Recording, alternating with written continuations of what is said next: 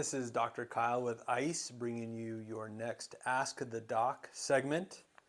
So for our question today, we are asked by Noriko, which part of our body should I strengthen so I don't fall as often, and what exercise should we do?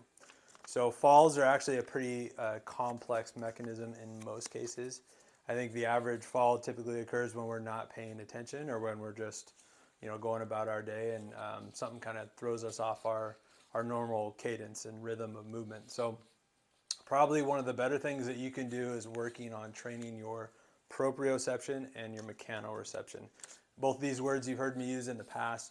Proprioception basically deals with our self-awareness of our body parts in space. So even though I'm looking over here and I can't see my hand, I know that I'm doing circles with it. I know that I'm moving my fingers in a certain way. And that's kind of a general neurologic feedback that our brain has in coordination with our body.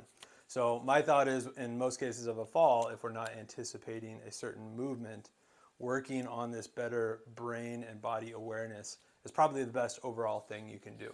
And my favorite way of accomplishing that is simply to stand on one leg. So standing on one leg, you should feel a little bit wobbly. You should feel some of those muscles firing in your lower leg, maybe even if you bend your knee slightly, you'll feel it here, and you should feel it in your core as well. One of the good hints to do when you're standing on one leg is to try and suck your belly button in towards your spine, and that helps to sync your core up with this motion. Now, this for most of us would be relatively easy if we can get to 15 to 30 seconds to do. But what I think will go even further as far as helping prevent us falling is if we were to close our eyes. Because then we really are starting to train our brain on the reaction of the movement of our body rather than the vision and the movement of our body.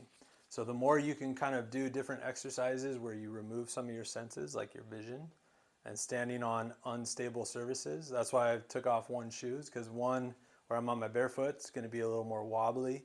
If I'm in my shoe, it might be a little more sturdy, but both kind of change up the environment that I'm trying to train my brain. And so if you were to do this at home, say 2 to 3 sets, 30 seconds a piece, what you're shooting for every day, that should continually improve that brain to body connection, that proprioception, and I think would go a long ways as far as preventing some of those falls that you may or may not have in the future.